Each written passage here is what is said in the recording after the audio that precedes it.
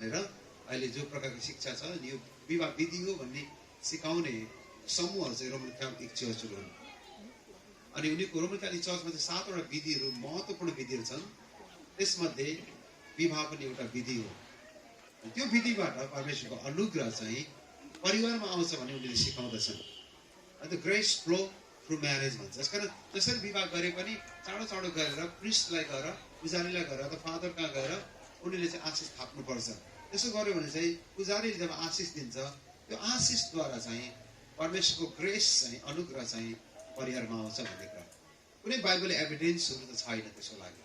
बाइबलले कुनै रेफरेन्सहरू छैन जहाँ कि परमेश्वरको अनुग्रह चाहिँ विवाहद्वारा परिवारमा आउँछ भनेर। परमेश्वरको अनुग्रह त सितैको वरदान हो, त्यसको लागि हामीले विवाह गर्नैपर्छ भन्ने पनि छैन। त्यसो भए त सिङ्गलहरूले परमेश्वरको अनुग्रह नपाउने भए, यदि विवाह नै अनुग्रह बग्ने एउटा कारण भएको भए।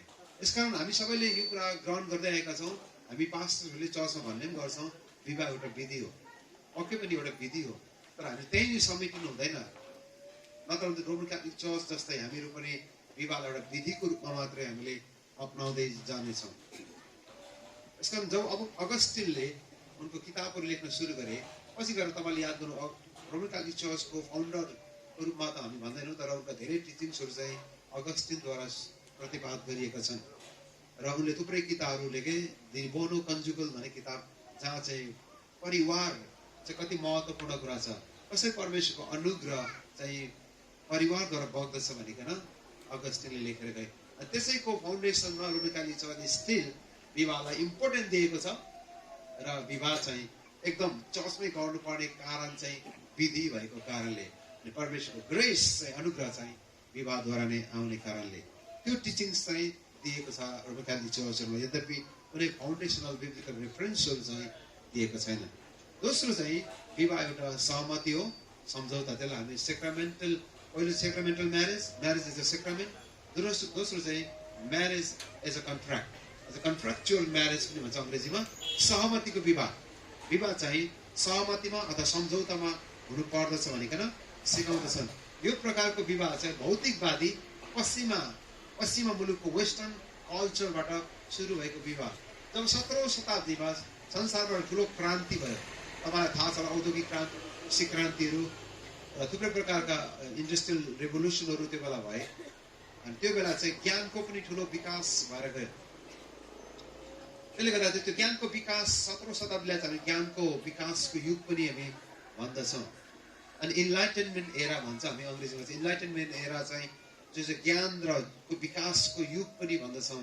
अनि जब ज्ञान र विकासको युग 17औं शताब्दीमा युरोपमा अनि अमेरिकामा पश्चिमी देशहरूमा भएर गयो, तिनीहरूले ज्ञानको विकास सँगसँगै विवाहको जुन गरिमा र जुन सम्मान थियो त्यसमा पनि ठुलो त्यसको प्याराडाइमलाई, आयामलाई परिवर्तन गर्दै लगे। अनि त्यसको कारणले गर्दाखेरि चाहिँ यो प्रकारको टिचिङ्सहरू चाहिँ एकदम संसारभरि पपुलर भएर गयो।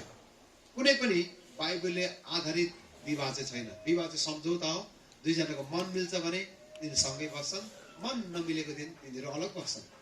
त्यो सजिलो, त्यसको डेफिनेसन चाहिँ त्यति नै हो। मन मिलेसम्म सँगै बस्छौँ, मन मिल्दैन हामी छुटौँ, सजिलो छ। त्यसैको आधारमा अहिले हामीले जति पनि गभर्मेन्ट लहरू बनेको तपाईँले पाउनुहुँदैछ। संसारको प्राय सबै देशहरूमा छोडपत्र दिने अनुमति छ। त्यसको एउटा कारण चाहिँ marriage as a contractual marriage चाहिँ विकास भएर गएको कारण। एक त कारण यो बौद्धिक ज्ञान सँगसँगै विवाहका चेन्जेसहरू, परिवर्तनहरू पनि आउँदै गए। त्यसले चाहिँ मण्डलीलाई पनि प्रभाव पारिरहेको आज हामी देख्दछौँ। यता परमेश्वरको वचन भन्दाखेरि पनि राज्यको नियम चाहिँ माथिबाट हो। कन्ट्र्याक्चुअल म्यारेजमा चाहिँ परमेश्वरको वचन होइन, तर देशको कानुन चाहिँ माथि हुन्छ। यसको देशको कानुनले जे भन्छ त्यो मण्डलीले पनि मान्नुपर्छ भन्ने हो। किनकि कानुन चाहिँ वचनभन्दा माथि छ। तर हामीले ग्रहण गरेको एज अ मण्डली हामी बुझ्नुपर्ने कुरा परमेश्वरको वचन चाहिँ देशको कानुनभन्दा चाहिँ माथि छ। हामीले स्वीकार गरेको कुरा चाहिँ परमेश्वरको वचन चाहिँ देशको कानुनभन्दा माथि छ। तर अहिले कन्ट्र्याक्चुअल म्यारेज जो विश्वास गर्छन्, पश्चिमा देशहरूबाट आएको जो टिचिङ्स छ, तिनीहरूले के भन्छन् भन्दा चाहिँ देशको कानुन चाहिँ परमेश्वरको वचनभन्दा माथि छ। Even अबभ the religion, the law is अबभ the religion. त्यो कारणले गर्दा चाहिँ यो प्रकारको टिचिङ्सहरू आइरहेको छ।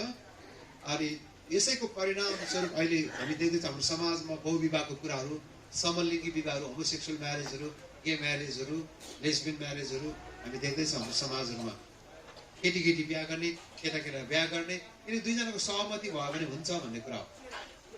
दुईजनाको मन मिल्यो भने सँगै बस्न सक्छ। तिनीहरू केटा र केटी नै हुनुपर्छ भन्ने छैन।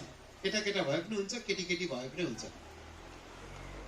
त्यो प्रकारको सोसाइटीमा जुन फ्रिडमहरू आयो, सम्झौताहरू हुँदै गए, त्यसले हाम्रो समाजलाई कुरू बनाउँदै गएको छ। अहिले आएर त हाड नाताको विवाहहरू पनि एकदम प्रचलित भएर गएको छ।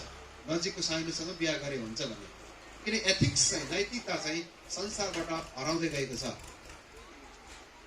अब युरोपहरूको तपाईँले अहिले टिचिङ्सहरूमा स्कुलमा के सिकाउँदैछ भन्दाखेरि चाहिँ नानीहरूलाई कक्षा 1 देखि नै यौनको विषयमा सिकाउँदैछ। राम्रो कुरा हो सेक्सको विषयमा सिकाउनु, तर उनीहरूले यौनको विषयमा के सिकाउँदैछ भन्दाखेरि चाहिँ यौन सम्बन्ध तपाईँलाई यदि मन लाग्छ भने तपाईँको इच्छाको कुरा गर्दा हुन्छ। यदि यौन चाहिँ कसैले खराब भन्छ भने त उसको लागि खराब हो, तर हाम्रो लागि त राम्रै हो। यसमा सेक्सुअल फ्रिडमहरू पनि बढेर गइरहेको छ। त्यो कारणले हाड नाताको सम्बन्धको विवाहहरू बढेर गएको छ, जहाँ चाहिँ हाम्रो बाइबलमा स्पष्ट लेखेको छ नजिकको साइनोसँग विवाहबारी नगर्नु। तर अहिले जुन कन्ट्रेक्चुअल म्यारेजभित्र चाहिँ नजिकको साइनोसँग पनि विवाह गर्ने चलनहरू भएर गइरहेको छ। त्यो प्रकारको टिचिङ्सहरू चाहिँ अहिले वेस्टर्न कल्चरबाट आइरहेको छ। यसले मण्डलीहरूलाई पनि ठुलो प्रभाव पारिरहेको छ। ईश्वरीय प्रेरणा र प्रकाशमा दिएको कुरा भन्दाखेरि पनि विवाहको आफ्नो सहमतिमा भएको विवाह चाहिँ सबभन्दा महत्त्वपूर्ण अहिलेको युगको सबैभन्दा प्रख्यात विवाह छ। यही भित्र नै अहिले हामीले हेर्दै भने चाहिँ लिभिङ रिलेसनसिपहरू जो हामी सुन्दैछौँ, तपाईँले सुन्दै हुनुहुन्छ होला, लिभिङ रिलेसनसिप विवाह नगर्ने तर सँगसँगै बस्ने। अहिले इन्डियामा पनि यो मेन सिटीहरूमा ठुलो समस्या छ। अनि हामीले सुन्दैछौँ दिल्लीमा, चेन्नाईमा, बेङ्गलोरहरूमा अनि मुम्बईमा ठुलो समस्या छ। Even among the Nepalese community, Nepali भाषा बोल्ने समुदायको बिचमा पनि यो कुरा चाहिँ एकदम लोकप्रिय भएर गएको छ, पपुलर भएर गइराखेको छ। विवाह नगर्ने तर सँगै बस्ने। केही वर्ष अगाडि दिल्लीमा नागाको चर्चमा गएर प्रिचिङ गरेको थिएँ। अनि पास्टरले भन्नुहुन्थ्यो हाम्रो चर्चको 50% चाहिँ लिभिङ रिलेसनसिप भन्नु। 50% among the Nagas people those are living in Delhi are living relationship भन्नु। अनि के भयो, कसरी भयो भन्दाखेरि चाहिँ अब एउटैको कमाइले एउटै कोठामा लिएर बस्नु सक्दैन, दुईजना सँगै बस्ने लिभिङ रिलेसनसम्म। अनि त्यस पछाडि चाहिँ अब एउटै कोठामा बसेर त सेयरिङ भइहाल्छ, सेक्सुअल सेयरिङ पनि भइहाल्छ। त्यो प्रकारले चाहिँ धेरै फ्यामिलीहरू चाहिँ ठुलो समस्याहरू गुजिरहेका छन्। यङ जेनेरेसनहरू चाहिँ लिभिङ रिलेसनको कारणले गर्दाखेरि ठुलो समस्या परेका छन्। भर्खर हाम्रो पास्टर सन्तोषले पनि एकजना हाम्रो नेपालको बहिनीको मृत्यु दिल्लीमा भयो। अनि पछि थाहा पाउँदै गएर नेपालको एउटा राम्रो चर्चको बहिनी, एउटा राम्रो सेवाकाइमा हुर्किएको बहिनी तब दिल्ली पुगिन्। दिल्लीको बसोबासमा गाह्रो भयो। लिभिङ रिलेसनसिपले गर्दाखेरि अन्तिममा धेरैसँग उनको मल्टाई सेक्सुअल रिलेसनसिपको कारणले, धेरैसँग यौन सम्बन्धको कारणले अचानक उनको मृत्यु भएको थियो कोठामा नै। अनि पछि त्यो केस ठुलो केस पनि भयो। अनि पछि थाहा भयो, पुलिस केस हुँदाखेरि चाहिँ पछि थाहा भयो उनको एड्रेसहरू नेपालबाट गएको रहेछ र एउटा राम्रो क्रिस्चियन घरानामा गएको। तर त्यहाँ गएर चाहिँ उनको जीवन कसरी त्यस्तो अवस्थामा पुग्यो त्यो चाहिँ एकदम मिस्टेरियस कुरा हो। त्यसको हामीले कतिजना सोच्दै हुनुहुन्छ होला हाम्रो जवानहरू राम्रो गर्तीमा, तपाईँहरू हामीले सोच्दै गर्नुपर्ने कुरा छ। हाम्रो छोरीहरू, हाम्रो छोराहरू सहरमा जो गएका छन्, साँच्चै तिनीहरू हजुर चर्चमा जान्छ कि जाँदैनन्, त्यो कुरा चाहिँ मेरो विचारमा एकदम हामी आमा बुवाले ख्याल गर्नुपर्ने कुरा छ। अनि यो चाहिँ अहिलेको सबभन्दा ठुलो च्यालेन्ज हो यो युगको लागि। यो चाहिँ खास कारण चाहिँ हाम्रो कन्ट्रेक्चुअल म्यारेजको इम्प्याक्ट चाहिँ जुन प्रभाव छ हाम्रो समाजमा, हाम्रो मण्डलीहरूमा यसले प्रभाव पारिरहेको छ। अहिले कोर्ट म्यारेजहरू अहिले धेरैजना मण्डलीमा देख्दैछौँ, मण्डलीमा बिहा नगर्ने, कोर्टमा गएर बिहा गर्ने, लिगल्ली कोर्टमा गएर बिहा गर्ने, यो कुराहरू पनि आइराखेको छ। यो सबै कारण चाहिँ कन्ट्रेक्चुअल म्यारेजको इम्प्याक्ट हो। विवाह एउटा मति अथवा सम्झौता हो। यो कुराले आज हामी मण्डलीभित्र यो कुरा आउँदैछ। मण्डलीहरू हामी होसियार पर्ने कुरा छ हो। दुईजनाको सहमति चाहिन्छ, दुईजनाको सहमति इम्पोर्टेन्ट कुरा छ। तर के सहमति नै विवाह हो त? हाम्रो मण्डलीहरू हामी कता गइरहेका छौँ? यसैको प्रभावले गर्दाखेरि चाहिँ सहमति भएको कारणले गर्दा चाहिँ कतिले चाहिँ राम्रो विवाहको विषयमा नबुझिकन विवाह गरेको कारणले विवाहमा ठुलो समस्या छ। छोडपत्रको कुराहरू बढिरहेको छ। अब मण्डलीभित्र त्यो प्रकारको कुराहरू आइराखेको छन्। हामी सबैजना ठुलो दुविधामा छौँ, ठुलो चुनौतीबाट भएर गुज्रिरहेका छौँ। अहिलेको तपाईँको नेपालको स्ट्याटिस्टिक हेर्ने भने चाहिँ छोडपत्र नेपालको सबैभन्दा हाइएस्टमा आउँदैछ नेपालको नाम। संसारमा छोडपत्र नभएको देशहरू प्रायः मुस्लिम देशहरू भन्छ, तर हामीहरूको देशहरू पनि यी दिनहरूमा छोडपत्र एकदम आकाशिएर गएको छ। हामीले हाम्रो समाजलाई, हाम्रो मण्डलीहरूलाई सुरक्षित राख्नुपर्ने एउटा ठुलो आवश्यकता छ। त्यसको एउटै कारण चाहिँ के भन्दा चाहिँ हामीले हाम्रो मण्डलीलाई, विवाह चाहिँ के हो त? मण्डलीले हामीले स्वीकार गरेको प्रोटेस्टेन्ट चर्चले, इभान्जेलिकल चर्चले, मेनलाइन चर्चहरूले हामीले स्वीकार गरेको विवाह चाहिँ के हो त? कि म्यारेज विवाह चाहिँ के एउटा विधि हो कि विवाह एउटा सहमति मात्रै हो कि विवाह के हो त? तेस्रो विवाह जो म तपाईँलाई बताउँदैछु, त्यो विवाह चाहिँ विवाह एउटा करार हो। द कभनेन्टियल म्यारेज करार हो। बाइबलले हामीलाई सिकाएको विवाह चाहिँ विवाह एउटा करार हो। The marriage as a covenant marriage. यो कभनेन्ट म्यारेजको विषयमा मैले तपाईँहरूलाई बताउनु पर्छ। अनि कतिजना जवानहरू हुनुहुन्छ, तपाईँले बुझ्नुपर्ने कुरा चाहिँ यो कुरा नबुझिकनै तपाईँ विवाहमा जानुभयो भने तपाईँलाई समस्या आउँछ। किनकि सहमतिको विवाह गर्नुहुन्छ, पास्टरले मिलाइ सबैले बिहा गर्नुपर्छ भन्छ, सहमति आउँछ बिहा गर्छ। विवाह भन्ने कुरा नबुझिकनै विवाहमा गएको कारणले सानो समस्या आउने बित्तिकै उनीको वैवाहिक जीवन समस्या आइहाल्छ अनि अन्ततः उनी छुट्छन्। किनकि विवाहको जुन गम्भीर, विवाहको जुन गरिमा छ, जुन सम्मान छ, त्यो कुरालाई हामीले नबुझिकनै विवाहमा हाम फालेको कारणले एउटा नेपाली भनाइ छ, मान्छेहरू हतारमा विवाह गर्छन्, फुर्सदमा पस्ताउँछन्। अलिकति टिनेजरहरू धेरैचोटि विवाहको विषयमा नबुझिकनै विवाहमा जाने थुप्रै टिनेजरहरू आज हाम्रो समाजमा छन्, इभन मण्डलीभित्र छन्। एकजना मण्डलीको अगुवाले उनको छोरीलाई सम्झाउँदै थियो जम्मुनको घरमा, तिमीहरूले बिहा गर्ने उमेर होइन, she is just studying in 9th grade, 9 क्लासमा पढ्ने केटासँग बिहा गर्ने कुरा गर्दैछ। 15 years, लेस देन 15 years, 14 पुरा पुगेको छोरी। 6 महिना खबर पाएँ छोरी भागेर बिहा गरे। अनि अहिले भर्खर मैले थाहा पाएँ उनी बम्बईमा छ भनेर। अनि त्यहाँबाट चिट पाउन आयो पुरो नेपाल। कसो कसो मेरो नम्बर आएछ, यस्तो बहिनी बम्बईमा छ, कोठीमा छ भन्छ। उनी मण्डलीको अगुवाको छोरी। मण्डलीमा उहाँको सबै अभिभावकहरू, मण्डलीको गुरुजन हुनुहुन्छ। तर आजको जवानहरूले विवाह भन्ने कुरा नबुझिकन विवाहमा हाम फालेको कारणले विवाह छुट्यो। त्यो बहिनीले विवाह गरिन्, विवाह गरेपछि उनको श्रीमानसँग सम्बन्ध मिलेन। त्यस पछाडि श्रीमानले छोडेर गयो। त्यस पछाडि उनको अर्को विवाह भयो, अनि अर्को विवाहले अर्को विवाह भयो। त्यहाँ थुप्रै विवाह भयो है। त्यसपछि अन्तिम हुने अहिले बम्बईमा छु। अनि अहिले के भन्छ, मलाई त नेपालभन्दा बम्बई मन पर्यो भन्छ। अनि बम्बईको कोठी उनलाई साह्रो मन पर्यो भन्दैछ। त्यहाँबाट निकालेर लाने कुरा गर्दाखेरि पनि मलाई लानु पर्दैन, मलाई यतै मजा छ भन्छ। अब उनलाई त्यो ठाउँ मन पर्नु सुरु भयो। कतिजना जवान भाइले चाहिँ विवाह नबुझिकनै विवाह गरेको कारणले समस्या आइरहेको छ। यसकारण हामीले विवाहको गरिमा र जुन सम्मान परमेश्वर दिनुहुन्छ त्यो चाहिँ नबुझिकन विवाहमा जानु हुँदैन। जति हामी विवाह गरिसक्यौँ, तपाईँ र मेरो विवाह चाहिँ कभनेन्ट करार हो।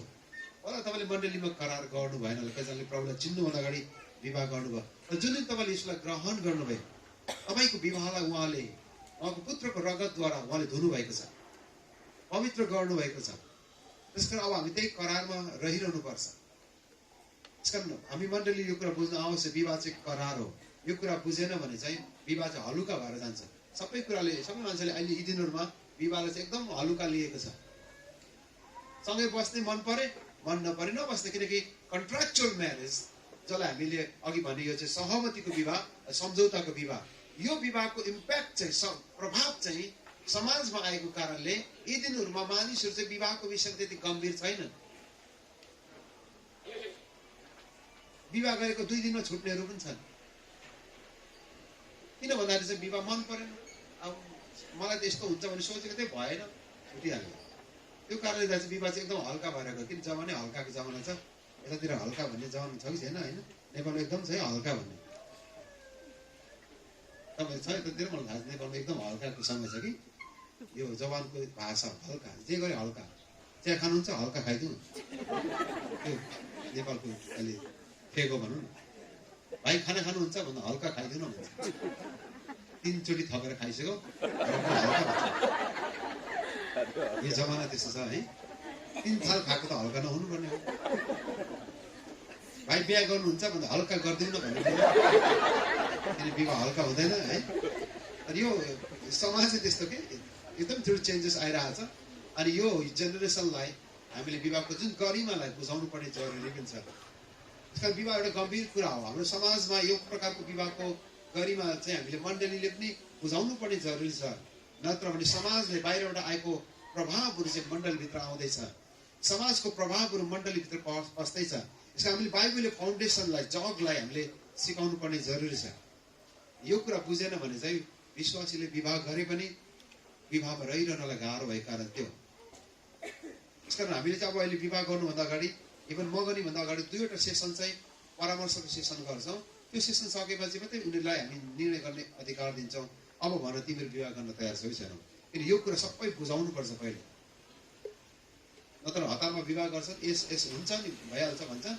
अनि कतिले छोरी मान्छेले अब सायद स्वीकृति दिएको हुन्छ हुँदैन, अब प्रेसरमा पनि विवाह गर्ने थुप्रै परिस्थितिहरू छन्।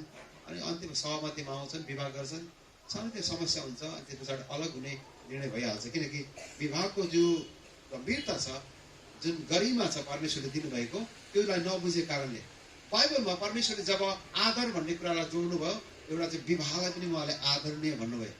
हिब्रू 13को 4 पदमा म्यारेज सुड बी अनरेबल, आदरणीय होस्। अनि बाइबलले यसो भन्छ सबैको बीचमा आदरणीय होस्।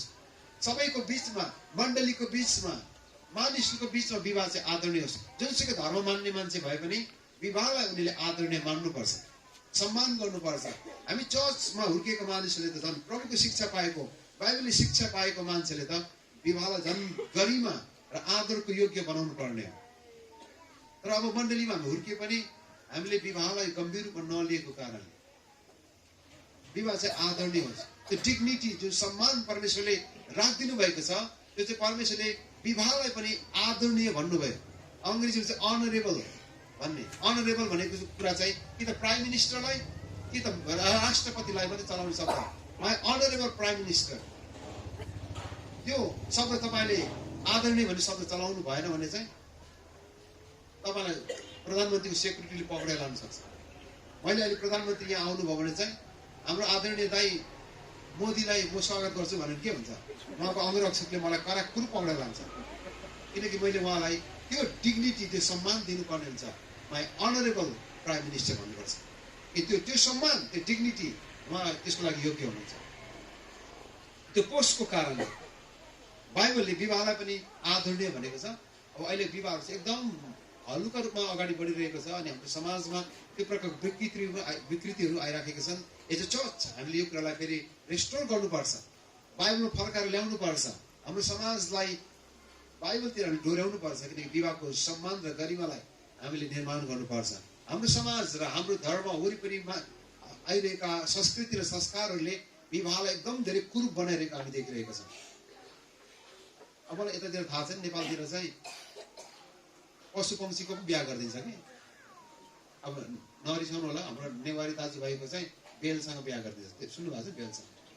त्यो बेललाई के थाहा, म त्यति राम्रो मान्छेको छोरीसँग बिहा हुँदैछ भने। त्यो बेल त त्यही लडिरहेको छ, उसले केही भन्छ है, उसलाई के मतलब। र पनि अब हेर्नुहोस् न, हाम्रो सामाजिक संरचनाहरू, बेलसँग छोरीको बिहा हुन्छ। अब म के भन्नु, अब त्यसको के व्याख्या गरौँ, कहाँबाट व्याख्या गरौँ? न त्यो बेल भए पो, त्यो कुरा गर्ने भए बेलसँग कुरा गरेर बिहा नगर हौ भाइ भनेर भन्नु, के भन्नु। तर हाम्रो नेपाली समाज कतातिर गएको छ हेर्नुहोस् त। हाम्रो कल्चर, जुन कल्चरलाई हामीले हाम्रो समाजमा भित्रायौँ, के हुँदैछ त? अब हाम्रो यता पूर्व नेपालतिर पहाडतिर जानु हो भने चाहिँ रुखको पनि बिहा हुन्छ। बर र पिपल रोप्ने दुईतिर, एउटा बाटोको एकातिर बर, एकातिर पिपल रोप्ने हो। दुईटाको पूजा पाठ लगाएर बिहा हुन्छ। को चाहिँ श्रीमान, को चाहिँ श्रीमती भन्नुहोस् त? बर श्रीमान कि पिपल श्रीमान? कसरी हुन्छ उनीहरूको विवाह? तर हामी मानिसहरू कति भ्रष्ट छौँ हाम्रो मस्तिष्कमा, हाम्रो विवेकमा। पावलले भने जस्तै हाम्रो मन भ्रष्ट भएको छ। रोमीको 1 अध्यायमा पावलले 18 पददेखि लेख्दछ, अब हाम्रो समाज यति धेरै विकृतितिर अगाडि बढिरहेको छ। हाम्रो नेपाली, हाम्रो बिहार र पर्सा जिल्ला भन्छौँ, 12 पर्सा जिल्ला भन्छ, जनकपुरदेखि लिएर वीरगञ्जको यो साइडतिर बिहारको बोर्डरतिर चाहिँ हाम्रो एउटा जातिहरू छन्, जुन जातिको बिचमा चाहिँ पहिलो आफ्नो छोरीको बिहा चाहिँ कुकुरसँग गरिदिन्छ। अब हेर्नुहोस् त, आफ्नो छोरीको विवाह कुकुरसँग गरिदिन्छ। त्यो कुकुरलाई के थाहा त्यति राम्रो मान्छे छोरीसँग मेरो बिहा हुँदैछ? बिचरा माला लगाएर घुमिरहेछ उसको एउटै टार्गेट छ कतिको सेलरोटी उठाउँ भनेर उसले पुग्छ होला कि एउटै कारण हो मान्छेको छोरीसँग मेरो बिहा हुँदैछ भनेर होइन सेलरोटी देखेर उसको एउटै सपना त्यति नै त्यो कुकुरलाई के थाहा विवाह हुँदैछ हेर्नुहोस् त मानिस कति विवेकमा भ्रष्ट छन् अब त नेसनल इन्टरनेसनल टेलिभिजनहरूबाट यो प्रोग्राम ब्रोडकास्ट भइरहेछ देख्नुभएको होला डिस्कभरी च्यानलहरूमा नेसनल जियोग्राफीहरूमा तपाईँ देख्दै हुनुहुन्छ दुईजना मान्छेले कुकुरको बिहा गर्दै एउटा छाउरा कुकुर पालेको छ अर्को छाउरी कुकुर पालेको छ सल्लाह गरेर बिहा गर्दै कुकुरलाई के थाहा मेरो बिहा हुँदैछ गर गर्छ हुनेवाला श्रीमती भन्ने के थाहा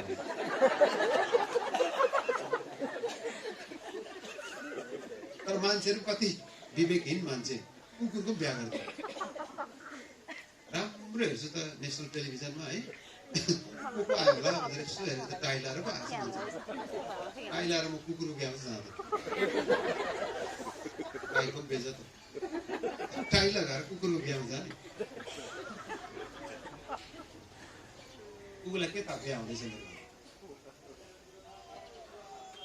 मानिसहरू भ्रष्ट भएर अझ भ्रष्टतिर मान्छेहरू अगाडि बढिरहेका छन् यो समाजमा हामी हुर्किएको कुरा हो यो समाजमा हामी बढिरहेका छौँ यति धेरै बौद्धिक ज्ञानको विकास भएर गयो तर मानिसहरूले विवाहको गरिमा जो परमेश्वरले बनाउनु भयो त्यो कुरालाई चाहिँ मानिसहरूले एकदम त्यसलाई चाहिँ एकदम तुच्छ जुन त्यसलाई चाहिँ एउटा के भनौँ त्योभन्दा त्यसको एउटा कुरूपताको अर्को कुनै शब्द नै छैन वर्णन गर्नको लागि हामी त्यो युगमा त्यो समयमा छौँ त्यसो हामीले मण्डलीमा यो विवाहलाई हाम्रो समाजमा यसलाई निर्माण गर्नुपर्ने फेरि फर्काएर ल्याउनु पर्ने एउटा आवश्यकता भएर गइरहेको छ अब अहिले समलिङ्गी विवाह त नेपालमा बढेर गयो इन्डियामा स्टिल हाइकोर्टले अनुमति दिएको छैन नेपालमा त स्टिल यो कुराको अनुमति छ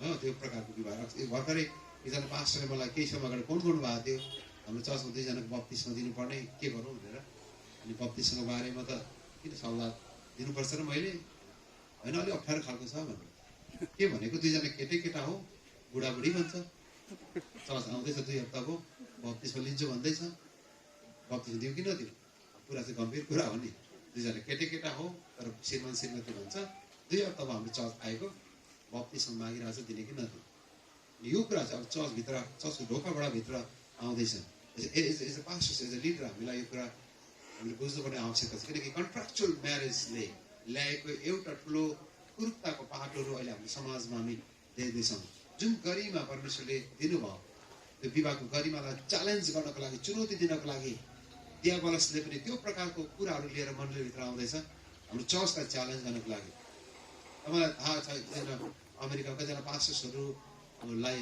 उनीहरूलाई उनीहरूको मुद्दा थियो किन भन्दाखेरि चाहिँ समलिङ्गीहरू आएर मलाई बिहा दिनुपर्छ भने पास्टरले म बिहा दिन्न भनेपछि उनलाई केस लगाएर केस चलिरहेको छ अब त्यहाँ त बिहा दिन्न भन्नु पनि पाउँदैन भन्छ किनकि दिन्न भन्ने चाहिँ मेरो अधिकारको हनन भयो भन्छ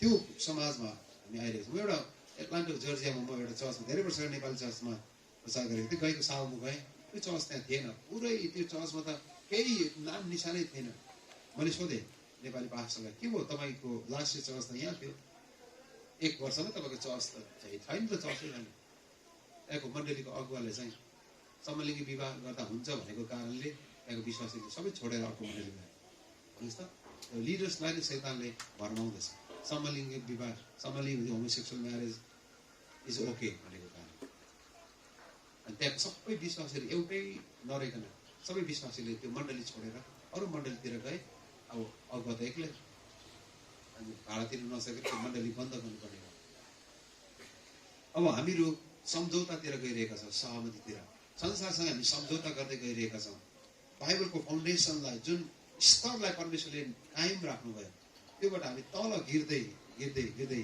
संसारसँग सम्झौता गर्दै गइरहेका छौँ बाइबलले भन्छ विवाह चाहिँ करार हो कभनेन्ट रिलेसनसिप 2वटा पद पढेर तपाईँसँग अगाडि म बढ्छु कभनेन्ट करार भन्ने शब्द बाइबलमा कहाँ दिएको छ त 2वटा पदद्वारा म तपाईँलाई बताउन चाहन्छु पहिलो कुरा चाहिँ मलाकीको 2:14 पदमा परमेश्वरले यसरी भन्नुहुन्छ कि परमप्रभु तिमीहरू र तिमीहरूका जवानीपन्थी पत्नीको बिचमा साक्षीको काम गर्दै हुनुहुन्छ ओके तिमी र तिम्रो जवानीपनकी पत्नीको बीचमा परमेश्वर साक्षीको काम गर्दै हुनुहुन्छ, किनकि तिमीहरूले त्यससँगको विश्वास भङ्ग गर्यौ, यद्यपि तिम्री जीवन साथी र वैवाहिक करारमा बाँधेकी पत्नी थिइन्।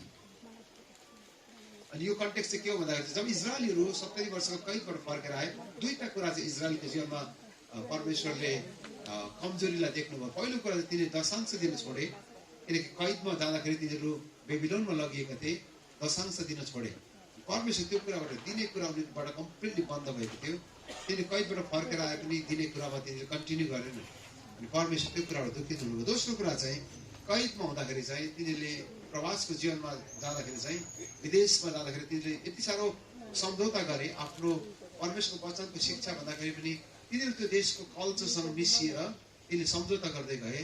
तिनीहरूले आफ्ना पत्नीहरूलाई त्यागेर लेखेको छ, जुन पत्नीसँग उनले करार बाँधेका थिए। आज मण्डलीले बुझ्नुपर्ने कुरा चाहिँ यहाँ वैवाहिक करार भन्ने कुरा शब्द प्रयोग गरिएको छ। परमेश्वर यो कुराबाट दुखित हुनुभयो। यसकारण त 16 पद परमेश्वर भन्नुभयो तल गएर, किनकि म छोडपत्रलाई घृणा गर्दछु। हितोपदेशको 2:17 भन्दछ, अब यहाँ चाहिँ स्त्रीहरूले पनि छोडपत्र गरेका रहेछ। स्त्रीहरूले पनि हितोपदेश 2:17, जसले आफ्नो यौवनको अथवा जवानीपनको पतिलाई त्यागेकी छे र परमेश्वरको सामु आफूले बाँधेको करारको व्यवस्था गरेकी छ। हेर्नुहोस् त, परमेश्वरको सामु आफूले बाँधेको करारलाई तिनले त्यागेकी छे। कतिजना यो चाहिँ छोरालाई दिएको अर्थी हो, बुवाले छोरालाई दिएको अर्थी। त्यस्तो स्त्रीसँग होसियार हुनु भनेको, जुन स्त्रीले आफ्नो पतिलाई त्यागेर अरू पुरुषहरूसँग सम्बन्ध राख्छे, त्यस्ता स्त्रीहरूलाई विवाह नगर्नु, त्यस्ता स्त्रीको नजिक पनि नजानु भनेर यहाँ भन्दैछ। किनकि तिनीहरू चाहिँ अरू पुरुषसँग सम्बन्ध राखिरहन्छ, मल्टी रिलेसनसिप, सेक्सुअल रिलेसनसिप, श्रीमानलाई छोड दिने र अरू पुरुषहरूसँग सम्बन्ध राख्ने। अनि तिनले आफ्नो पतिसँगको करारलाई त्यागेका छन्। आजको मण्डलीको हाम्रो समस्याहरू पनि ठुलो च्यालेन्जेसहरू छ। सबैले त्यो च्यालेन्जलाई सामना गर्दैछौँ कि वैवाहिक विवाह चाहिँ एउटा करार हो भन्ने कुरालाई नबुझेको कारणले मान्छेले सजिलैसँग विवाहहरूमा छोडपत्र कुराहरू आइराखेको छ। सानो सानो कुराहरूमा पनि, सानो सानो समस्याहरूमा पनि कति पतिले पत्नीलाई, कतिले पत्नीले पतिलाई त्यागेको घटनाहरू हाम्रो मण्डलीभित्र थुप्रै बढेर गइरहेको छ। सुरुमा 2011 मा बिएनसी भन्छ, भुटानिज नेपाली चर्च अफ अमेरिका, बिएनसीले बोलाउनु भएको थियो। म त्यो चर्च सकेर एउटा अमेरिकन चर्चमा मलाई बोलाउनु भएको थियो, म जाँदै थिएँ। अनि त्यो पास्टरले त्यो उनको 3rd सेसन थियो त्यो दिन।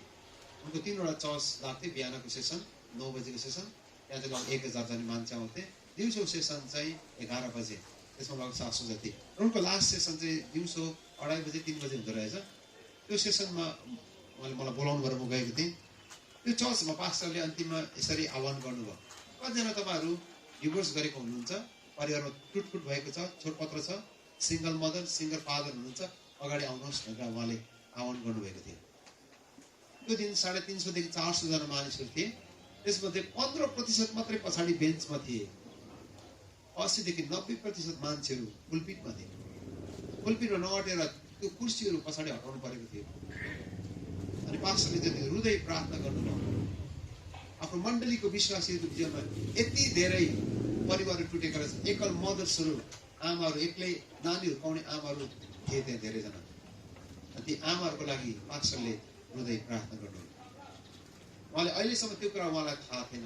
र पहिलोचोटि जब उहाँले चुनौती दिनुभयो, डिभोर्स भएको सबैलाई अगाडि बोलाउनु भयो। 90% देखि 85 to 90% मान्छेहरू पुलपिटमा आएको थिए। 10 देखि 15% मात्रै बेन्चमा थिए। केही मान्छेहरू मात्रै त्यहाँ थिए, सबैजना पुलपिटमा थिए। अनि अहिले पनि अमेरिकामा हेर्नु चाहिँ 43% त्यहाँको दिदीबहिनीहरू चाहिँ एकल आमा छ भन्छ। एकल आमा 43%। नानीहरू छ तर बाउ छैन। आमा एक्लैले नानीहरू पाउँदैछ। अब कस्तो समाजको भविष्यमा परिकल्पना गर्न सकिन्छ? किनकि स्वस्थ परिवारद्वारा मात्रै स्वस्थ मण्डली समाजको हामी परिकल्पना गर्न सक्छौँ। जब नानीहरू बुबाको हुन्छन्, त्यो कुराले गम्भीर असर समाजमा ल्याउँदछ, मण्डलीलाई त्यसले गम्भीर असर ल्याउँदछ। हामी एज अ चर्च हामी यो विषयमा अनभिज्ञ हामी रहन सक्दैनौँ। यसको विवाह चाहिँ करार हो भन्ने कुरा हामी बुझ्नुपर्छ। तपाईँले याद गर्नुभयो परमेश्वर विवाहको साक्षी हुनुहुन्छ भनेर लेखेको छ। जब मण्डलीमा विवाह हुन्छ परमेश्वर साक्षी हुनुहुन्छ भनेको यही नै हो। परमेश्वर उपस्थित हुनुहुन्छ त्यो विवाहमा अनि परमेश्वर यसो भनिरहेको हामी अनुभव गर्छौँ। म तिम्रो विवाहमा उपस्थित भएँ, मैले तिम्रो विवाह देखेँ र तिम्रो विवाहको साक्षी म भएको छु र मैले तिम्रो विवाहलाई मेरो जीवनको पुस्तकमा लेखेको छु। परमेश्वर हाम्रो विवाहको साक्षी हुनुहुन्छ। यसको जतिजना जवानहरू यहाँ हुनुहुन्छ तपाईँले जब विवाह गर्नुहुन्छ हामीले मण्डलीमा विवाह गर्नुपर्ने कारण चाहिँ यही नै हो। मण्डलीदेखि बाहिर भागेर गर्ने विवाहलाई परमेश्वर मन्जुरी छैन।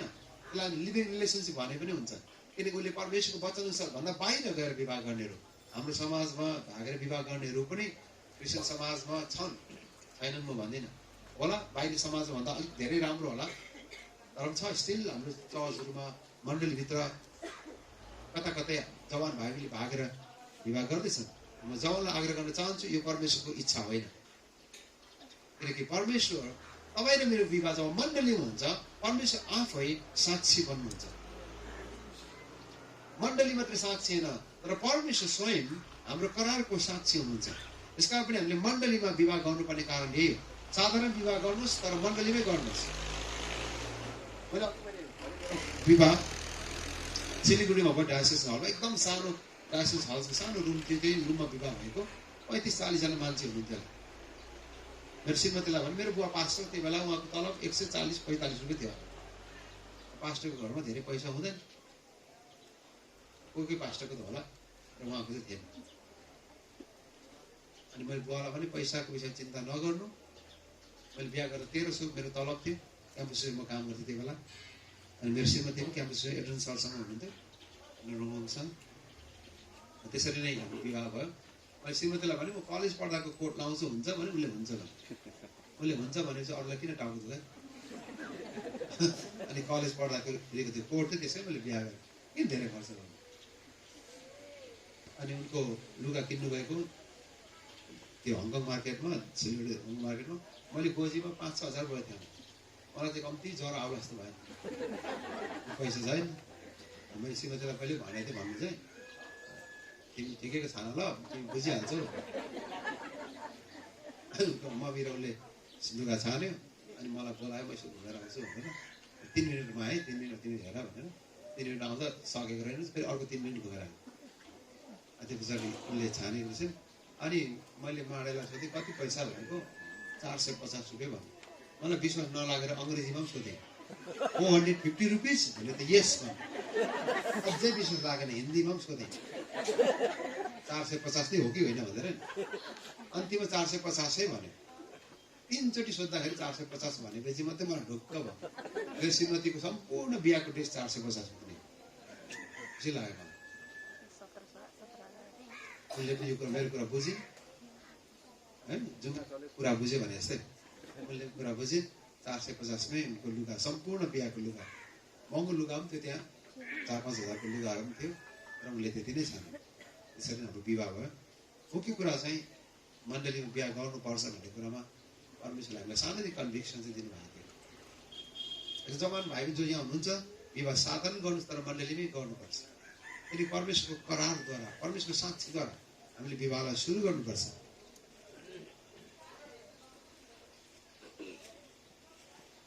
मैले हाम्रो चर्चमा 2टा विवाह गर्थेँ। नेपालमा शनिबार सेवा हुन्छ, हजुरलाई थाहा होला होइन। शनिबारको सेवामै मैले 2टा बिहा गरिदिएको छु। दुवैजना भाइ पनि गरिब भाइ पनि, तर उनीहरू एकदम पढेको भाइ पनि चाहिँ भाइ चाहिँ एमए ब्याचलर क्लियर गरेर एमए गर्दै गरेको, बहिनी पनि बिए पास गरेको। दुवैजना बिहा गर्न चाहन्छन् तर पैसा छैन। शनिबारको सेवामा मैले बिहा गरेको छु। सबैलाई वचन, बिहाकै वचन भयो, त्यसो बिहा भयो उनीहरू। चर्चमा सधैँ हामी चिया पछाडि चिया बिस्कुट खाने गर्छौँ, त्यसमा सेलरोटी थपे भइहाल्यो, त्यतिमै बिहा भयो। जवानहरू धेरै महँगो बिहा गर्नुपर्छ भने चाहिँ अब कमाउनुहुन्छ, धेरै कमाउनु भएको छ भने मैले नगर्नुहोस् भनेको चाहिँ होइन। फेरि साधारण स्तरमा तपाईँ हुनुहुन्छ भने तपाईँले साधारण रीतिले विवाह गर्दा पनि हुन्छ, तर मण्डलीको अगाडि परमेश्वरलाई साक्षी राखेर मण्डलीको करारभित्र गएर विवाह गर्नुपर्छ। त्यसबाट चाहिँ आशिष आउँछ। महँगो लुगाले मात्रै विवाह महँगो हुन्छ, राम्रो हुन्छ भन्ने कुरा चाहिँ गलत कुरा हो। मेरो साथीको विवाह हुने भयो, म बिहामा गएँ, सेतो सर्ट पुरानो सर्ट लाएर फिलिली सर्ट लाएर घुम्दै रहेछ बेहुला। छैन भने तिम्रो पनि छैन भने मैले उहिले त्यो हिमको तपाईँलाई थाहा छ त्यो बेला 1991 92तिर भएको थियो। त्यो बेला मैले एउटा जय बङ्गला जाडो भयो, जय बङ्गलामा गएँ, तपाईँलाई थाहा छ नि यसो सेवा रोडतिर पाउँछ नि त्यहाँ जय बङ्गलाको। त्यतिखेर एउटा कोट किनेको थिएँ, यति लामो कोट, मलाई के रहर चलेको थियो, 110 रुपियाँको कोट किनेको थिएँ। त्यो कोट लगाएर म हल्लिएर बिहामा गएको थिएँ। त्यसो भनेको दुला पनि हल्लिँदै रहेछ एउटा सर्ट लगाएर। औ तिमी कोट छैन भनेको त छैन भने यो मेरै कोट लाएर बिहा गर भने जेबीको 110 रुपियाँको कोट लाएर बिहा गरेर दामी देखेछ अस्ति हेरेको। अनि अहिले अमेरिकाको ओहायोमा पास्टर हुनुहुन्छ। परमेश्वर धन्यवाद, साधारण बिहा गर्नुभयो। अनि उहाँ साधारण मान्छे हुनुहुन्थ्यो, तर परमेश्वरले उहाँलाई अद्भुत रीतिले चलाइराख्नु भएको छ। महँगो विवाह गर्नुपर्छ भन्ने पनि छैन, तर परमेश्वरको अगाडि विवाह हुनुपर्छ, मण्डलीमा हुनुपर्छ भन्ने। जवानहरूले त्यो कुरालाई पक्रेर जानुपर्छ, किन सम्झौताको विवाहले हाम्रो परिवारहरूलाई, हाम्रो मण्डलीको जुन गरिमा छ, परमेश्वरको जुन नेचरमा परमेश्वर विवाहलाई बनाउनु भयो, त्यो कुरालाई च्यालेन्ज गर्दै आज हाम्रो समाजमा थुप्रै प्रकारका विवाहका कुरूपहरू, अनुहारहरू हाम्रो समाजमा हामी देखिरहेका छौँ। एज अ चर्च हामीले करारको विवाहलाई बढाउनु पर्छ। अब सामान्यतः पास्टरहरूले करार गर्दा विवाहको करारमा प्राय एउटै हुन्छ, केही शब्दहरू तलमाथि होला, तर प्राय करारको स्वरूपहरू, नेचरहरू, लेख्ने तरिकाहरू प्राय एउटै हुन्छ। मैले विवाह दिँदाखेरि चाहिँ मैले यो शब्द प्राय प्रयोग गर्ने गर्छु। म यसरी लेख्ने उदाहरणको लागि पनि दिएको है, मैले दुईजनाको नाम सन्तवीर र देवकीको मैले नाम लिएको छु। म सन्तवीर तिमी देवकीलाई परमेश्वर पिता, पुत्र र पवित्र आत्माको नाममा उपस्थित पवित्र मण्डलीको अगाडि मेरो विवाहित पत्नी भनी ग्रहण गर्दछु। म तिमीलाई जीवनभर प्रेम गरिरहन्छु। जीवनका सबै रहनसहन र सबै परिस्थितिहरू जस्तै दुःख या सुखमा, रोगी या निरोगी अवस्थामा, देश वा परदेशमा, प्रशस्तता वा अभावमा म तिमीलाई साथ दिइरहन्छु। मृत्युले हामी दुवैलाई अलग नगरेसम्म म तिम्रै मात्र पति भएर जिउनेछु भने त्रिएक परमेश्वर र उपस्थित मण्डलीको अगाडि यो करार गर्दछु। सामान्यतः वैवाहिक करार यति नै हुन्छ, धेरै लामो हुँदैन। अब मैले दुईवटा कुरा यहाँ सेयर गर्न चाहँदैछु। यो करारभित्र भएको दुईवटा महत्त्वपूर्ण कुरालाई हामी सबै विवाहितले बुझ्नुपर्छ, भविष्यमा विवाह गर्नेले बुझ्नुपर्छ। त्यो चाहिँ के हो भन्दाखेरि चाहिँ म तिमीलाई जीवनभर प्रेम गरिरहन्छु भन्ने जुन करार छ, यसको अर्थ यो हो, म तिमीलाई जीवनभर तिमीलाई बाहेक अरू कसैलाई प्रेम गर्ने छैन भनेको। हजुर बुझ्दै हुन्छ नि है? म तिमीलाई जीवनभर प्रेम गरिरहन्छु भन्ने अर्थ यही नै हो। म तिमी बाहेक अरू कसैलाई मेरो जीवनभर प्रेम गर्ने छैन। जब हामीले करार गर्छौँ, हामीले सदाको लागि हाम्रो वैवाहिक जीवनको ढोका अरूको लागि हामीले बन्द गर्नुपर्छ, जुन चाहिँ करारले हामीलाई सिकाउँदैछ। दोस्रो कुरा चाहिँ मृत्युले हामी दुवैलाई अलग नगरेसम्म म तिम्रै मात्र पति हुनेछु, तिम्रै मात्र पत्नी भएर जिउनेछु, पति भएर जिउनेछु। यसको अर्थ यही हो, मृत्युले हामीलाई अलग नगरेसम्म म तिमी बाहेक अरू कसैको पति हुने छैन भनेको। मृत्युले हामीलाई अलग नगरेसम्म म कसैको पनि पत्नी भएर जिउने छैन भनेको। करार भनेको चाहिँ यही नै हो। यो कुरालाई हामीले बुझ्यौँ भने हामी विश्वास गरिरहन्छौँ। यसको अहिले एक्स्ट्रा म्यारिटल लभ एफेयरको कुराहरू हाम्रो समाजमा थुप्रै छ। विवाह गरेर पनि विवाहभन्दा बाहिर सम्बन्ध राख्नेहरू, किनकि हामीले ढोकालाई चाहिँ उघारिरहेको छौँ। जुन दिन हामीले विवाह गऱ्यौँ, हामीले अरूहरूको लागि हाम्रो ढोकालाई हामीले बन्द गरेका छौँ। किनकि मृत्युले अलग नगरेसम्म म उनी बाहेक अरू कसैको पति हुने छैन, म मृत्युले अलग नगरेसम्म उनी बाहेक कसैको पत्नी भएर जिउने छैन। करार भनेको चाहिँ यही नै हो। यसको परमेश्वर यसो भन्नुभयो, म तिम्रो भेटी पनि ग्रहण गर्दिनँ, तिम्रो प्रार्थना पनि म सुन्दिनँ, किनकि तिमीले आफ्नो करारलाई त्यागेको छौ। यो दुईटा कुराबाट परमेश्वर दुखित हुनुभयो। तपाईँले मलाकीको अन्तिम पद हेर्नुभयो भने चाहिँ डरलाग्दो वचन परमेश्वरले बोलेर मलाकीलाई अन्त गर्नुभयो। 5 र 6मा परमेश्वर यसो भन्नुभयो। 2 अध्यायमा तपाईँले याद गर्नुभयो, 2 अध्यायमा परमेश्वरले दशांश र छोडपत्रको विषयमा कुरा गर्नुभयो। 4 अध्यायको अन्तिम हेर्नुहोस्, परमेश्वरले के भनेर मलाकी पुरानो करारलाई अन्त गर्नुभयो। हेर, परमप्रभु त्यो महा र डरलाग्दो दिन आउन अघि म एलिया अगमवक्तालाई पठाउने छु। त्यसले बाबुको हृदय तिनीहरूका छोराछोरीतिर र तिनीको छोराछोरी हृदय बाबुतिर फर्काउनेछ, नत्र त आएर म तिम्रो देशलाई श्राप दिनेछु। हेर्नुहोस् त, पारिवारिक शिक्षाबाट मलाकीको पुस्तक अन्त हुन्छ। जब कैदबाट इजरायली फर्केर आए, तिनीहरूको परिवार डामाडोल थियो। पति र पत्नी जब छुटेर बसे, तिनीका नानीहरू बिचल्ली भएका थिए। नानीहरू र उनीका आमा बुवाको बीचमा राम्रो सम्बन्ध थिएन। अनि परमेश्वर भन्नुहुन्छ, म एलिया अगमवक्तालाई पठाउने छु। त्यो डरलाग्दो दिन आउनुभन्दा अगाडि एलियालाई म पठाउने छु, जसले तिम्रो परिवारलाई मिलापमा ल्याउनेछ। यो कहिले पुरा भयो त? सुसमाचारमा पुरा भयो। लुकाएको 17 यसरी लेखेको छ, एलियाको आत्मा लिएर उजाड स्थानमा युहन्ना कराउँदै आए। अनि बाइबलमा यसरी लेखेको छ, तिनले बाबुको हृदय छोराछोरीतिर, छोराछोरीको हृदय बाबुतिर फर्काउनेछ। एलिया अगमवक्ताको आत्मा लिएर को आयो त संसारमा?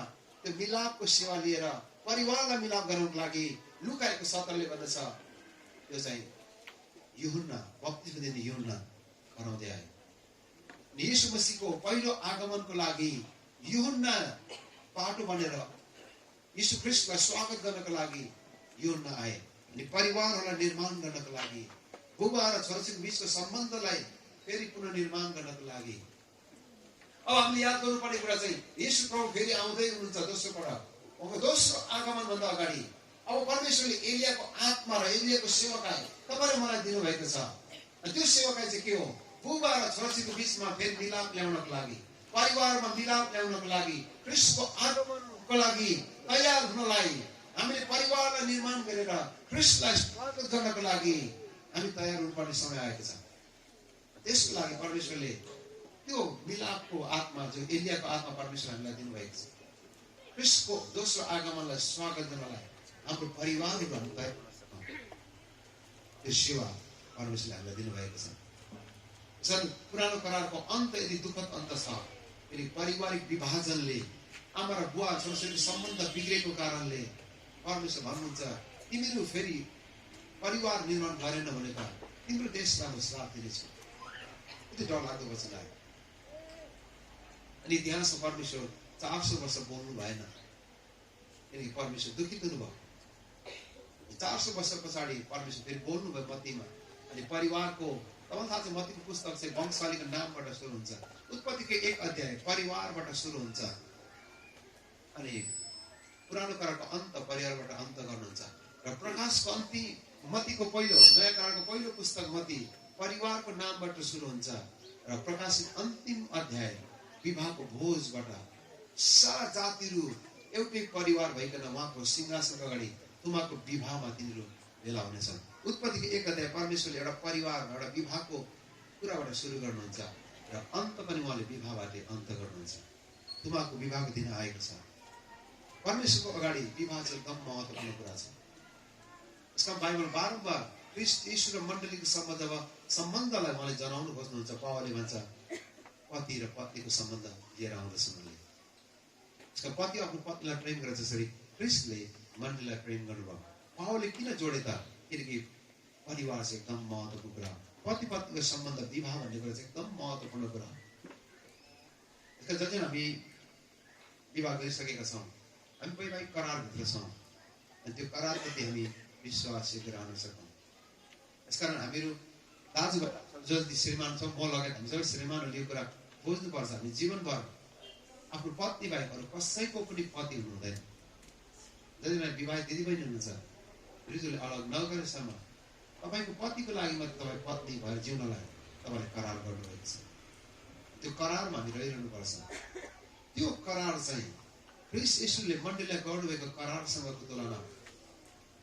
यसका हामी नयाँ करार भन्छौँ, जो उहाँले आफ्नो पुत्रको रगतद्वारा तपाईँ मसँग बाँध्नुभयो।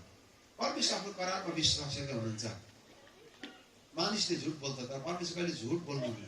परमेश्वरले सबै कुरा गर्न सक्नुहुन्छ, एउटा काम गर्न सक्नुहुन्न, त्यो चाहिँ परमेश्वर कहिले झुट बोल्नुहुन्न, झुट बोल्न सक्नुहुन्न। उहाँले हामीलाई कहिले त्याग्नुहुन्न, किनकि उहाँले करार गर्नुभएको छ, म तिमीलाई त्याग्ने छैन। यसमा त्यो करारमा उहाँ रहिरहनुहुन्छ। त्यो करारलाई हामीले पक्र्न सकौँ। यसमा हाम्रो वैवाहिक जीवनमा हामी विश्वासयोग्य रहिरहन सकौँ। अहिले म करारभित्र हामीले बुझ्नुपर्ने केही कुराहरू सम्बन्धित तपाईँलाई लिएर जान्छु। पहिलो कुरा चाहिँ किन करार चाहिँ इम्पोर्टेन्ट छ किनकि पहिलो कुरा चाहिँ हाम्रो विवाह चाहिँ सधैँको लागि छ अंग्रेजीमा permanent of marriage marriage is a permanent विवाह चाहिँ सदाको लागि हो मत्तीको 19:6 र मर्कुस 10:9 पदमा परमेश्वर आफैले भन्नु जसलाई परमेश्वरले एकसाथ जोड्नु भएको छ कुनै मानिसले नछुट्याओस् नछुट्याउनुको अर्थ चाहिँ पर्मानेन्ट हो विवाह चाहिँ मृत्युले बाहेक अरू कसैले छुट्याउन नसक्ने एउटा विधि जो परमेश्वर आफैले सुरु गर्नुभयो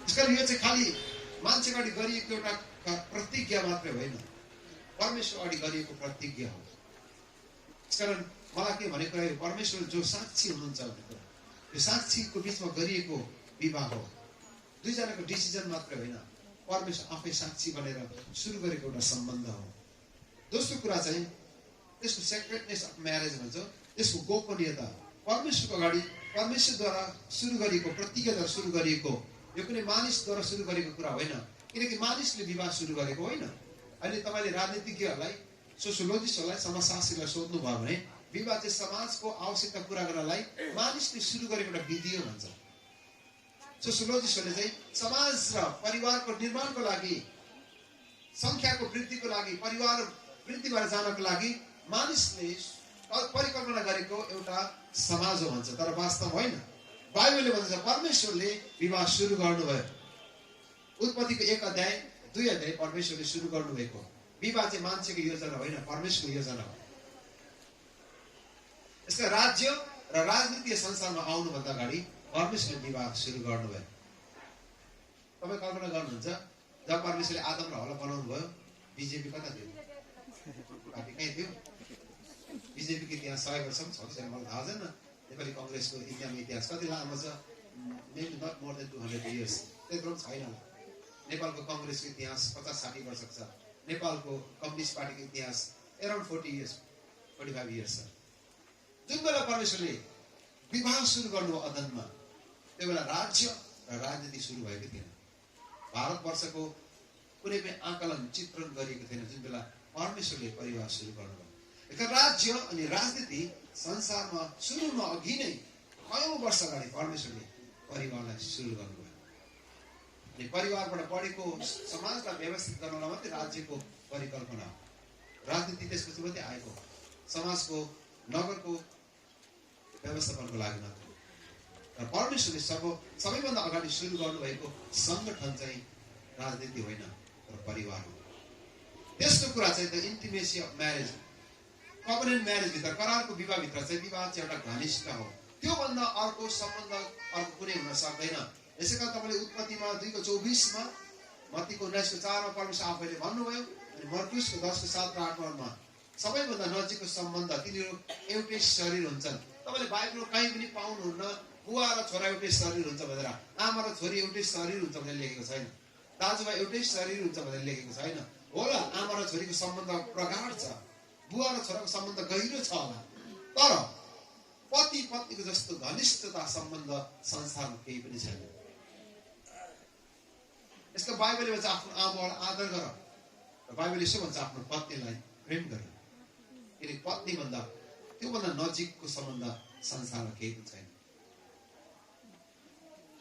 सबभन्दा गाह्रो चाहिँ त्यो कोही बेला चाहिँ आमा बुवालाई छान्ने कि श्रीमती छान्ने भन्ने क्वेसन पनि आउँछ हाम्रो समाजमा होइन यस्तो परिस्थितिमा हुन्छ अनि कोही बेला हामीले भन्नु त्यो प्रश्नै गलत हो आमा छान्ने कि श्रीमती छान्ने आमापट्टि लाग्छस् कि तेरो श्रीमतीपट्टि लाग्छस् भन्छ नि जसले त्यस्तो क्वेसन गर्छ भन्नु यो क्वेसन गलत छ भन्नु यसको सर्टकट एन्सर छैन आमा भनेको आमा हो आमालाई कोहीसँग तुलना गर्न मिल्दैन सम्बन्धको कुरा जब आउँछ पत्नी भन्दा अर्को कोही छैन त्यसकारण पत्नी चाहिँ पहिलो सम्बन्ध बाइबलमा उत्पत्तिको 24 भन्छ त्यसकारण मानिसले आफ्नो आमालाई छोडेर आफ्नो पत्नीसँग मिलिरहन्छ तिनीहरू एउटै शरीर हुन्छ मानिसले भने चाहिँ पुरुषले आफ्नो आमालाई छोड्छ अरे कसको साथ मिलिरहन्छ अरे पत्नीको साथ यो चाहिँ भविष्यमा हुने येशू ख्रीष्ट र मण्डलीको बारेमा मण्डलीमा लाइक ख्रीष्टको दुलही भनिएको छ येशू ख्रीष्ट हामी आत्मिक दुलहाको रूपमा लिँदछौँ आत्मिक अर्थको लागि येशू ख्रीष्टले 2000 वर्ष अगाडि उहाँले पिताको घर छोड्नुभयो र यो संसारमा आउनुभयो किन आफ्नो दुलहीसँग हुनको लागि आफ्नो मण्डलीसँग हुनको लागि त्यो रहस्य पनि हाम्रो विवाहले उजागर गरेको छ अनि यो कुरालाई हामी बिर्सनु हुँदैन यसको पति पत्नी भन्दा अर्को सम्बन्ध संसारमा केही छैन। यसकारण त यीशु ख्रीष्टले आफ्नो दुलहीको लागि, मण्डलीको लागि आफ्नो प्राण पनि दिनुभयो। क्वेसन चाहिँ हामीलाई यहाँ छ, हामी श्रीमानहरू आफ्नो परिवारको लागि प्राण दिनलाई तयार छ कि छैन? जब श्रीमानहरूले प्राण लियो भनेर सुन्दैछ एकजना है, छोरीले दहेज ल्याएन भनेर श्रीमतीलाई जलाउनेहरू पनि छन् होइन। अब कस्तो नराम्रो छ समाज। परमेश्वर धन्यवाद, यो कुरा चर्चमा चाहिँ भएको छैन अहिलेसम्म, परमेश्वरलाई महिमा होस्। र संसारमा त्यस्तो समाजहरू पनि छन्, छोरीले घरबाट दहेज ल्याएन, कार ल्याएन, गाडी ल्याएन भनेर छोरीलाई जलाउने समाजहरू पनि छन्, बुहारीलाई दुःख दिने समाजहरू छन्। एकजना श्रीमानहरूले पनि यो कुरा आशा राखेको छ, श्रीमानले पनि श्रीमतीबाट कार आएन भनेर श्रीमतीलाई गोद्नेहरू पनि छ, पिट्नेहरू पनि छ। तर हामी त्यो कुराबाट ख्रीष्टले हामीलाई स्वतन्त्र गर्नुभयो, परमेश्वरलाई महिमा होस्। सबभन्दा ठुलो कुरा चाहिँ पति पत्नीको सम्बन्ध। पैसा भनेको कुरा त दुईजना मिल्यो भने कमाउन सक्छन्। मैले मेरो श्रीमतीलाई भनेको पनि त्यही हो, म तिमीबाट केही आशा राख्दिनँ, तिमीले मेरो सम्पत्ति छ भनेर कहिले नसोच्नु, मैले तिमीलाई दिने भनेको मेरो जीवन मात्रै हो। मैले अहिलेसम्म मेरो आमाबाट सम्पत्ति खोजेको छैन, मैले कहिले हेरेको पनि छैन, म कहिले त्यो कुरा विश्वास पनि गर्दैन। आमा र बाउले हाम्रो सम्पत्ति देलान् भनेर त्यो ढुकेर भन्ने मान्छे म होइन। परमेश्वर जे दिनुहुन्छ त्यही नै हाम्रो सम्पत्ति हो, जहाँ जान्छ त्यही नै हाम्रो लागि धन हो। मेरो श्रीमतीले हाम्रो खेतबारी हेरेर आएको होइन, मलाई खेतबारीको ख त थाहा छैन। मैले आलु बारीमा लगेको थिएँ खन्नुलाई, आलु खनेर निकालेको कहिले लुकाएको थियो होला। अब त्यसको श्रीमती मैले बिहा गरेँ। आलुको बोट त हुस्सेले मरेको हुन्छ नि, त्यो सुकेको हुन्छ, अनि त्यो मैले खन्दै आलु निकाल्छु, कहिले लुकाएको थियो होला भन्छ। मलाई के गर्छ आलु लुकाउँदै खन्दै।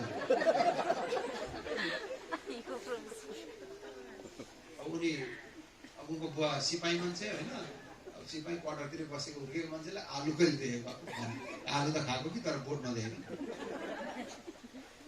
अनि उनले चाहिँ आलुको बोट चाहिँ देखेको, आलु पनि फुलेको हुन्छ, तपाईँलाई थाहा छैन आलु फुल्छ, त्यो फुलेको चाहिँ देखेको छ। उसले सोचेको टमाटर जस्तो आलु माथि फल्छ होला भनेर। मैले खनेर देखाउँदा उसले पत्याए त के, अब आलु त माथि टमाटर जस्तो फल्छ भन्ने मान्छेलाई मैले खेती देखाएर के गर्नु? यति बिघा जमिन छ भने के मतलब होला? त्यो खेतीपाती के पनि थाहा छैन। अनि मैले खेतीपाती पनि देखाएको भएन, त्यो कुरा इम्पोर्टेन्ट भएन। र कतिको लागि धन सम्पत्ति इम्पोर्टेन्ट होला। अहिलेको जवान भाइहरूले त पैसा पनि हेर्छ बिहाको अगाडि, त्यो केटा कति धनी छ भनेर मैले सुनेको है, तर यो साँचो हो कि होइन। एकजना पास्टरले भन्नुभएको, यो स्टोरी भन्नुहोस् न बिहामा भन्नुभएको थियो मलाई। त्यो चाहिँ सिक्किममा चौसे डाँडामा हुन्छ अरे कि, अन्त चौसे डाँडामा हुन्छ, पार्किङ चाहिँ तल हुन्छ, भाइले चाहिँ हेलमेट बोकेर आउँछ अरे त चौसे। बहिनीले सोध्छ अरे यो के चाहिँ खानदानी रहेछ, बाइक साइज भएको रहेछ, बिहा गरेपछि बाइकमा घुम्नु पाइने रहेछ भनेर बहिनीले सोध्छ।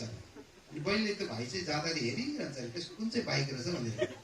भाइ त हेलमेट बोकेरै घर जान्छ, बाइक चाहिँ हुँदैन। बहिनीलाई प्रभाव पार्नको लागि हेलमेट मात्रै किनेको छ। अब त्यस्तो रङ इम्प्रेसनद्वारा विवाह गर्ने पनि होइन, हामी जे सोच्छ चाहिँ इमान्दार हुनुपर्छ। यो परमेश्वरले हामीलाई दिनुभएको छ। विवाह चाहिँ इन्टिमेसी, त्योभन्दा घनिष्ठ संसारमा केही छैन। जब मैले विवाह गरेँ, मेरो आमा र बुवालाई म आदर गर्छु, तर मेरो सबै कुराको सल्लाह म सिफतसँगै गर्छु। यो उनी मेरो पहिलो हो। तर मेरो आमा र बुवा सल्लाह गर्नुहुन्छ फेरि दुईजना। जतिसुकै मेरो बुवाले मलाई माया गरेको के गर्नु, मैले बुहारी ल्याएपछि श्रीमती ल्याएपछि म उनीसँगै टाँसिएर गएँ। अनि म यो कुरा विश्वास गर्छु, मेरो छोराले बुहारी ल्याएर सधैँ मसँग बस्छ भन्ने मैले त्यो मनमा लिएर हिँड्नु चाहिँ हुँदैन।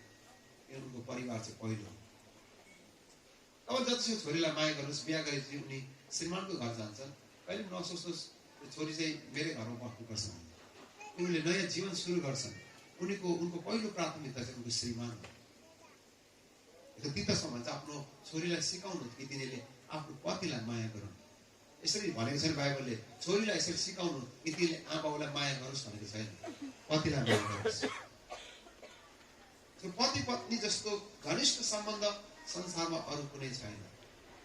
त्यसको अर्थ यो होइन हामीले आमाबाउले हेर्नु हुँदैन भन्ने कुरा होइन। अब आमाबाउ सक्षम छन् भने सँगै रहनु आवश्यक छ। आमाबाउ बस्छन्, तर जब वृद्ध हुन्छन् यता छोराछोरी हामीले हेर्नुपर्छ। मेरो बुवा अहिले सक्षम हुनुहुन्छ, पास्टर सेवक पनि हुनुहुन्छ, आर्थिक रीतिले मैले कुनै सहायता गर्नुपर्ने जरुरी छैन।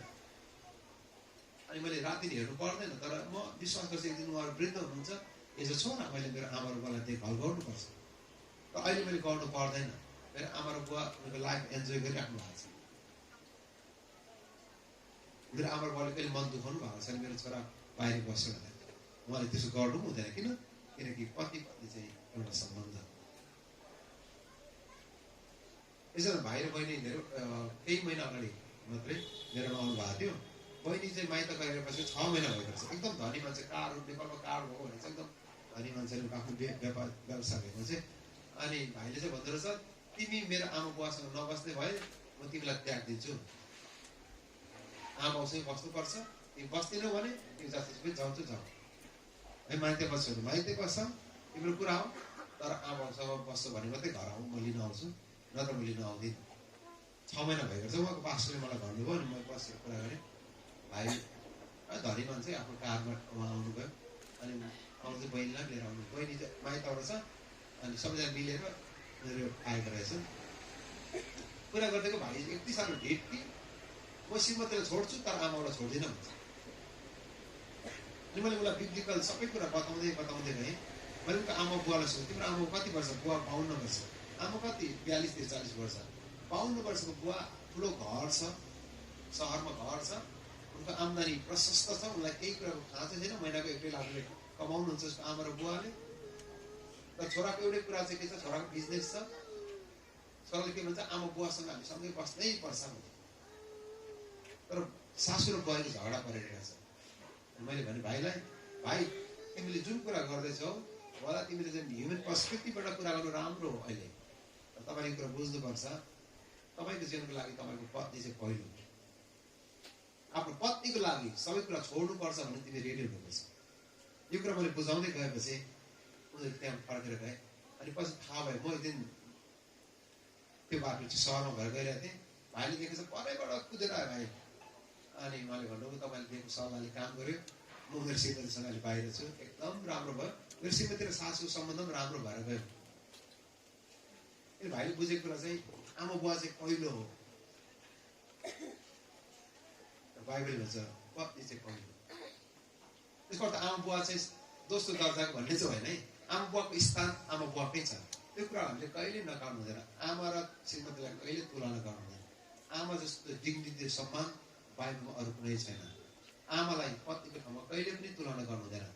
आमा त्यति सम्मानजनक छिन्, तर जब सम्बन्धको कुरा आउँछ पहिलो चाहिँ पत्नी नै। त्यो बाइबलले भन्छ तीन जब विवाह गर्छ एउटै शरीर हुन्छ। यो कुरालाई हामीले छुट्याउन सक्नुपर्छ। यसकारण मैले पनि बिहा गर्ने बित्तिकै 2 हप्ता सँगै बस्यौँ। त्यस्तो मलाई थाहा भयो, मैले बुवासँग सल्लाह गरेर हामी त्यस्तो घरबाट निस्केर बाहिर बस्यौँ। दुःख धेरै भयो। बुवासँग बसेको प्रशस्त खेतीपाती थियो, राम्रो हुने थियो होला। र मलाई एउटै कुरा थाहा थियो, मेरो श्रीमतीलाई मैले अहिले सम्बन्धलाई निर्माण गर्नुपर्छ। हामी दुःख गरेर बाहिर बस्छौँ, तर हामी दुईजनाले एक अर्कालाई चिन्न आवश्यक छ। घरमा त खेतीपाती गर्दा गर्दै उज्यालो भएको पनि थाहा हुँदैन, अँध्यारो भएको पनि थाहा हुँदैन। अनि त्यो कारणले मेरो आमासँग मेरो श्रीमती पछि समस्या हुनुभन्दा पहिले म निस्केको चाहिँ राम्रो, किन मेरो श्रीमतीको सुरक्षा गर्ने काम मेरो जिम्मेवारी हो। त्यो कारणले बाहिर बस्यौँ। अहिले मेरो श्रीमती र मेरो आमाको सम्बन्ध एकदम राम्रो छ, कुनै समस्या छैन। किनकि हामी सुरुदेखि नै बाहिर, मलाई थाहा छ मेरो श्रीमतीलाई खेतीपाती आउँदैन। त्यो कुरा मैले बुझ्नु पर्यो। उनको सुरक्षाको लागि मैले साम दाम दण्डभेद अप्नाएर भए पनि मेरो श्रीमतीलाई मैले सुरक्षा दिनुपर्ने मेरो जिम्मेवारी हो। आमाको सुरक्षाको बारे मैले चिन्ता गर्नुपर्ने कुनै कारण छैन, किनकि आमाको सुरक्षा बुवाले गर्नुहुन्छ नि। बुझ्नुभयो भने आमा र बुवा एउटै शरीर हुनुहुन्छ नि। मेरो बुवा सक्षम हुनुहुन्छ, मेरो आमा सक्षम हुनुहुन्छ। तर बुवा र आमाको मध्ये कसैको मृत्यु भयो भने त एज अ छोरा मैले आमा अथवा बुवालाई देखरेख गर्नुपर्ने मेरो जिम्मेवारी हो। तर मेरो जिम्मेवारी हुँदा हुँदै पनि मेरो पहिलो सम्बन्ध चाहिँ मेरो पत्नी नै हो। यो कुरालाई हामी मण्डलीले बुझ्नुपर्छ। त्यो चाहिँ कभनेन्ट म्यारेजभित्र हामीले जान्नुपर्ने कुरा छ। र अर्को चाहिँ चौथो कुरा चाहिँ म्युचुअलिटी अफ म्यारेज, विवाहको साझेदारीता। सबै कुरा साझा छ भन्ने कुरालाई हामीले याद गर्नुपर्छ। विवाहभित्र मेरो भन्ने कुरा कहिले हुँदैन, विवाहभित्र हाम्रो भन्ने कुरा हुन्छ। राम्रो छोरा राम्रो भन्छ, यो चाहिँ मपट्टि गएछ भनिहाल्छ कतिजना। बिग्रियो भने चाहिँ तिमीपट्टि गएछ, यो बिग्रियो जति उनीपट्टि, राम्रो जति मपट्टि भनेर। कहिले चाहिँ यो छोरी मेरो, यो छोरा तिम्रो, यो कहिले गर्नु हाम्रो फ्यामिली सबै कुरा साझा सबै कुरा म्युचुअल छ इभन हाम्रो शरीर पनि साझा हो भन्ने कुरा पहिलो कोरिन्थियर तपाईँले पढ्नु भएकोलाई होइन 7 अध्यायको 3 पदमा भन्छ पतिले आफ्नो शरीरमा अधिकार राख्दिन र पत्नीले राख्छ यसरी नै पत्नीले शरीरमा अधिकार राख्दिन उसको पतिले राख्छ यसको अर्थ के हो भन्दा चाहिँ इभन हाम्रो आफ्नो शरीर पनि हाम्रो होइन पतिको शरीर चाहिँ उसको पत्नीको पत्नीको शरीर चाहिँ उसको पतिको यो साझा समानतालाई हामीले परिवारमा कायम राख्नुपर्छ इभन चर्चलाई त्यही कुरा चर्चभित्र मेरो भन्ने कुरा हुँदैन मेरो चर्च कहिले भन्नु हुँदैन चर्च चाहिँ हाम्रो यीशुले जब प्रार्थना गर्नु सिकाउनु भयो हे हाम्रा स्वर्गमा बस्ने पिता मेरो भनेर कहिले उहाँले सिकाउनु भएन हाम्रो चर्च चाहिँ हाम्रो फ्यामिली पनि हाम्रो साझा सम्पत्ति साझा सबै कुरा हाम्रो भन्ने कुरा अब इन्डिभिजुअलिजम जुन प्रकार टिचिङ्सहरू वेस्टर्न कल्चरबाट आउँदैछ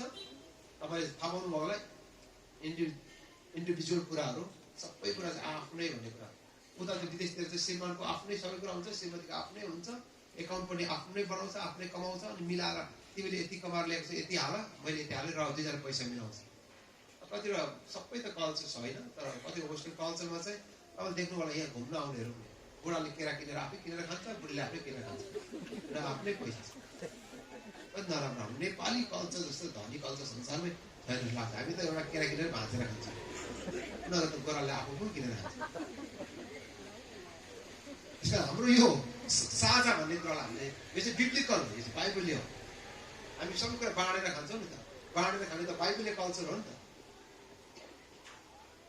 पश्चिम देशहरूमा चाहिँ बिस्तारै यो कुरा आउँदैछ सबै कुरा मेरो भन्ने कुरा 50-50 रिलेसनसिपहरू आधा आधा तिमीले आधा कमाएर ल्याऊ आधा म कमाएर ल्याउँछु तिमीले बिहान भात पकाउनु म बेलुका पकाउँछु 50-50 आधा आधा तर क्रिस्चियन टिचिङ चाहिँ 100% कमिटमेन्ट देयर इज नो 50-50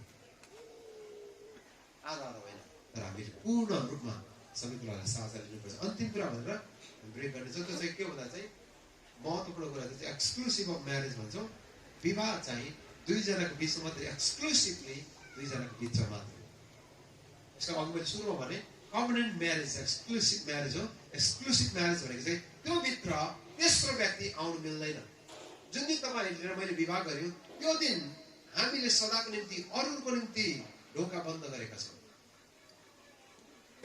पति पत्नीको सम्बन्धभित्र तेस्रो व्यक्ति आउनु मिल्दैन यसका दाजुभाइहरू हाम्रो पति पत्नीको सम्बन्धभन्दा बाहिर गएर अर्को स्त्रीसँग सम्बन्ध राख्ने हामीलाई परमेश्वरले अनुमति कहीँ कतै दिनुभएको छैन दिदी बहिनीहरू तपाईँको श्रीमानभन्दा बाहिर गएर सम्बन्ध राख्ने बाइबलले कहीँ कतै अनुमति दिँदैन त्यसलाई हामी एक्सक्लुसिभ म्यारेज भन्छ यसै कारण पनि बाइबलले भन्छ व्यभिचार नगर किन व्यभिचार नगर भनी परमेश्वर भन्नुहुन्छ किनकि व्यभिचार चाहिँ त्यो हो जो विवाहभन्दा बाहिर गएर सम्बन्ध राख्छ तपाईँले हिब्रूको 13 अध्यायको 4 पद पढ्नुभयो चाहिँ विवाह आदरणीय होस् तुरुन्तै लेख्छ ओछेन नबिटी लेख्छ दुईटा शब्द छ व्यभिचारी र दुराचारी व्यभिचारी भनेको चाहिँ व्यभिचार एडल्टर्सहरू जो व्यभिचार गर्छन् अङ्ग्रेजीमा त्यसको अर्थ चाहिँ विवाह गर्ने तर विवाहभन्दा बाहिर पनि सम्बन्ध राख्ने